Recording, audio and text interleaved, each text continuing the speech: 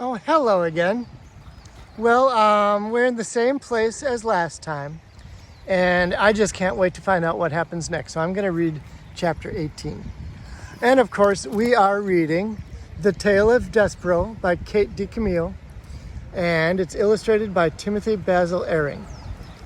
And Roscuro has his first prisoner to torture. So this is the time, if you didn't already, get up and brush your teeth, and then pause the video and come back when you're done and press play. So here we go. Chapter 18, Confessions.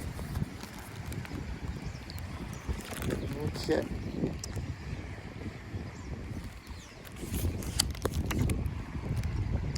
Roscuro went, as Botticelli told him he must, to torment the new prisoner and to take the red cloth from him. The man was sitting with his legs stretched out, straight in front of him, chained to the floor. The red cloth was still draped over his shoulders. Roscuro squeezed through the bars and crept slowly over the damp, weeping stones of the cell floor. Roscuro squeezed through the bars and crept slowly over the damp, weeping stones of the cell floor. When he was close to the man, he said, "Ah, welcome, welcome. We are delighted to have you." The man lit a match and looked at Roscuro, and Roscuro stared longingly into the light. "Go on," said the prisoner. He waved a hand in the direction of Roscuro, and the match went out. "You're nothing but a rat." "I am," said Roscuro, "exactly that, a rat. Allow me to congratulate you on your very astute powers of observation." "What do you want, rat?" "What do I want? Nothing. Nothing for my sake. That is, I have come for you. I have come to keep you company here in the dark." He crawled closer to the man. "I don't need the company of a rat. What about the solace of a sympathetic ear can provide? Do you need that? Huh? Would you like to confess your sins? To a rat? You're kidding, you are." "Come now," said Roscuro, "close your eyes. Pretend that I am not a rat. Pretend that I am nothing but a voice in the darkness. A voice that cares." The prisoner closed his eyes. "All right," he said. "I'll tell you, but I'm not telling you because there ain't no point in... I'm telling you because there ain't no point in not telling you. No point in keeping secrets from a dirty little rat. I ain't in such a desperate way that I need to lie to a rat." The man cleared his throat. "I'm here for stealing 6 cows, 2 jerseys, and 4 Guernseys. Cow theft, that's my crime." He opened his eyes and stared into the darkness. He laughed. He closed his eyes again. "But there's something else I done many years ago, another crime, and they don't even know of it." "Go on," said Roscuro softly. He crept closer. He allowed one paw to touch the magical red cloth.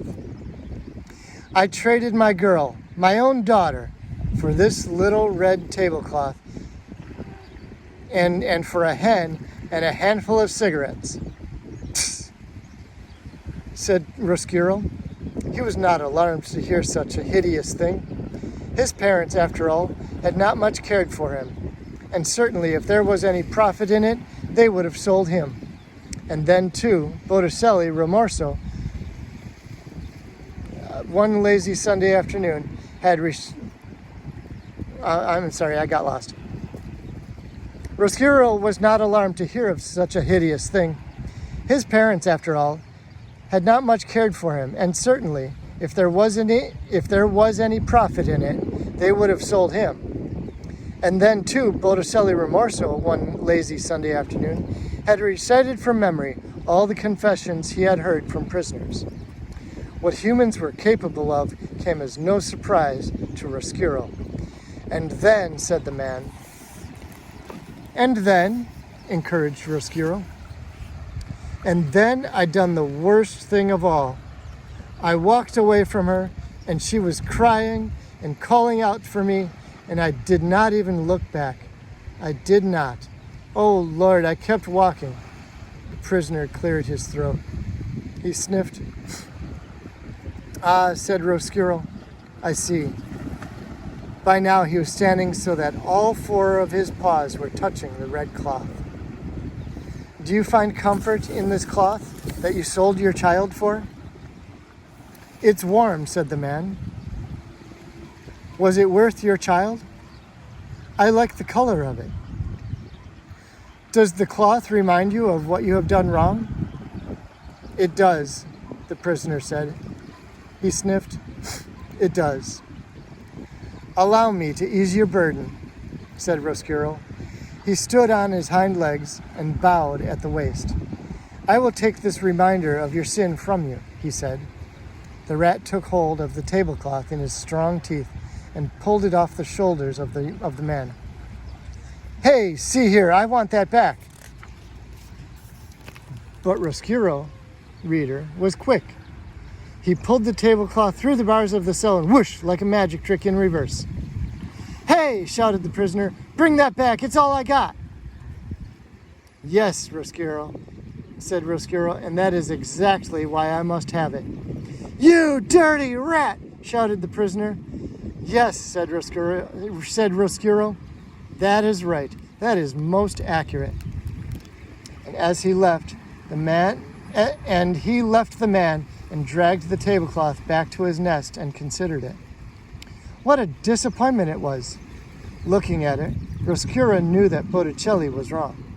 What Roscuro wanted, what he needed, was not the cloth, but the light that had shone behind it. He wanted to be filled, flooded, blinded again with light. And for that, reader, the rat knew that he must go upstairs. And that's the end of chapter 18. So, I think Roscuro is getting a little smarter. He's learning that not everything that Botticelli says is true. And that's where we're going to leave it for tonight. So I just want to remind you that I love you and I miss you. And I hope I see you soon. Sleep well. And tomorrow is another fun day. Bye-bye.